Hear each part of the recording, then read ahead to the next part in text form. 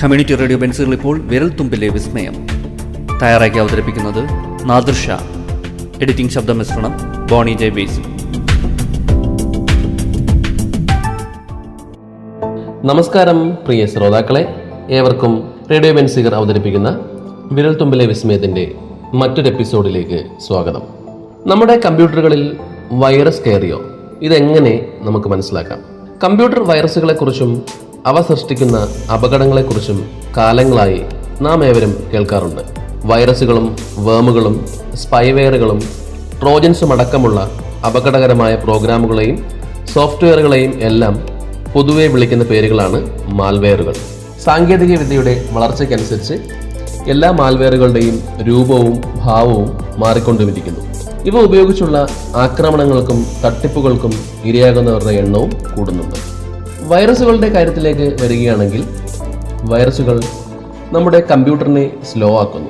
നമ്മൾ അറിയാതെ ഫയലുകൾ ഡിലീറ്റ് ചെയ്യുക, പേഴ്സണൽ വിവരങ്ങൾ തട്ടിയെടുക്കുക, സിസ്റ്റത്തിൻ്റെ മൊത്തം ആക്സസ് കയ്യിലാക്കി ദൂരത്തിരുന്ന് ഡിവൈസ് കൺട്രോൾ ചെയ്യുക എന്നിവയെല്ലാമാണ് വൈറസുകളുടെ ലീലാവിലാസങ്ങൾ.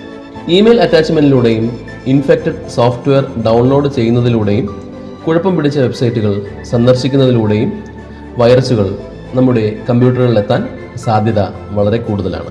ഒരിക്കൽ സിസ്റ്റത്തിൽ എത്തിയാൽ പിന്നെ യൂസറിൻ്റെ അനുവാദമില്ലാതെ തന്നെ സിസ്റ്റം സെറ്റിംഗ്സിലടക്കം മാറ്റം വരുത്താൻ വൈറസുകൾക്ക് സാധിക്കുന്നു. കമ്പ്യൂട്ടറിനെ വൈറസുകളിൽ നിന്നും പ്രൊട്ടക്റ്റ് ചെയ്യാൻ ഏറ്റവും പുതിയ ആൻറ്റിവൈറസ് സോഫ്റ്റ്വെയറുകൾ ഇൻസ്റ്റാൾ ചെയ്യേണ്ടതുണ്ട്.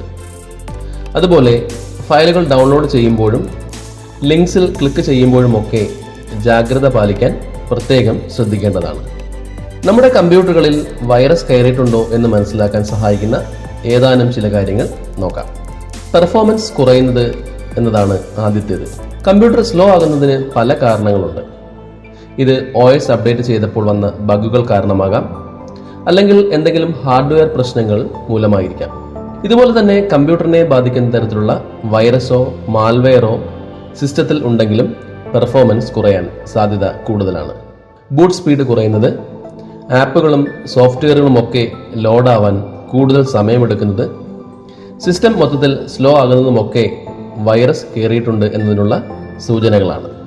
CPU, ഇൻ്റർനെറ്റ് എന്നിവയുടെ ഉപയോഗം ക്രമരഹിതമായി കൂടുന്നതും സ്വാഭാവികമല്ലാത്ത പ്രോസസ്സുകളും.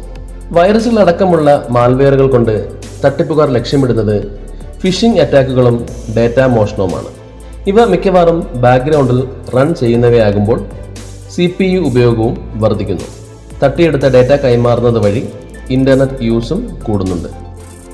അതുപോലെ തന്നെ കമ്പ്യൂട്ടർ തനിയെ ഷട്ട് ഡൗൺ ആവുകയും അല്ലെങ്കിൽ റീസ്റ്റാർട്ട് ആവുകയും ഒക്കെ ചെയ്യുന്നു. ആപ്പുകൾ തനിയെ പ്രവർത്തിക്കുക, ഇങ്ങനെയുള്ള അസ്വാഭാവികമായ പ്രോസസ്സുകളും വൈറസിൻ്റെ ലക്ഷണങ്ങളാണ്. ഇനി അടുത്തത് അനാവശ്യമായി പോപ്പപ്പുകളും പരസ്യങ്ങളും പ്രത്യക്ഷപ്പെടുന്നത്, റെഡ് ഫ്ലാഗ് എന്നിവയാണ്.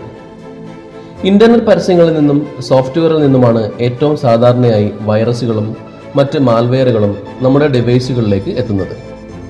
ഇത്തരം സോഴ്സുകളിൽ നിന്നും യൂസർ അറിയാതെ തന്നെ മാൽവെയറുകൾ ഇൻസ്റ്റാൾ ചെയ്യപ്പെടും. തുടർന്ന് ഇൻ്റർനെറ്റിൽ ബ്രൗസ് ചെയ്യുമ്പോൾ അനാവശ്യമായ പരസ്യങ്ങളോ പോപ്പപ്പുകളോ ഒരു കാരണവുമില്ലാതെ പ്രത്യക്ഷപ്പെടുന്നുണ്ടെങ്കിൽ ഡിവൈസിൽ വൈറസ് കടന്നുകൂടിയിട്ടുണ്ടെന്ന് സംശയിക്കാവുന്നതാണ്.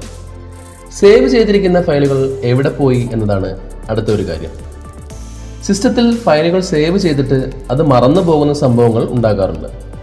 എന്നാൽ സേവ് ചെയ്തത് എവിടെയാണെന്ന് ഉറപ്പുണ്ടായിട്ടും ഫയലുകൾ കാണാതാകുന്നുണ്ടെങ്കിൽ, ഇത് ആവർത്തിച്ച് സംഭവിക്കുന്നുണ്ടെങ്കിലും വൈറസ് സാന്നിധ്യം സംശയിക്കാവുന്നതാണ്. വൈറസ് കയറി എന്നതിനുള്ള മറ്റൊരു തെളിവാണ് ഫോൾഡറുകൾക്കുള്ളിൽ ഡ്യൂപ്ലിക്കേറ്റ് ഫോൾഡറുകൾ പ്രത്യക്ഷപ്പെടുന്നത്. ഡിലീറ്റ് ചെയ്താലും ഇവ പിന്നെയും വന്നുകൊണ്ടിരിക്കും. കമ്പ്യൂട്ടറുകൾ തുടർച്ചയായി ക്രാഷ് ആകുന്നതും കൂടുതൽ എറർ മെസ്സേജുകൾ വരുന്നതും എല്ലാം വൈറസിൻ്റെയും മാൽവെയറിൻ്റെയും സാന്നിധ്യം മൂലമായിരിക്കാനും സാധ്യതയുണ്ട്. ഇത്തരം പ്രോഗ്രാമുകൾക്ക് സിസ്റ്റത്തെ അൺസ്റ്റേബിൾ ആക്കാൻ കഴിയുന്നത് കൊണ്ടാണ് ഇത്. വെബ് ബ്രൗസർ ടൂൾബാർ പോലുള്ള ആപ്ലിക്കേഷനുകൾ യൂസർ അറിയാതെ തന്നെ ഇൻസ്റ്റാൾ ആകുന്നതും പുതിയ ഡിഫോൾട്ട് സെർച്ച് പേജുകൾ മാറുന്നതും എല്ലാം വൈറസ് സാന്നിധ്യത്തിൻ്റെ സൂചനയാണ്. ചില വൈറസുകൾക്ക് ഡിവൈസിലെ ആൻറ്റിവൈറസ് സോഫ്റ്റ്വെയറുകൾ ഡിസേബിൾ ചെയ്യാൻ പോലും സാധിക്കുന്നുണ്ട്. കമ്മ്യൂണിറ്റി റേഡിയോ ബെൻസുകളിൽ നിങ്ങൾ ഇതുവരെ കേട്ടത് വിരൽത്തുമ്പിലെ വിസ്മയം. തയ്യാറാക്കി അവതരിപ്പിച്ചത് നാദൃഷ. എഡിറ്റിംഗ് ശബ്ദമിശ്രണം ബോണി ജെ ബേസ്.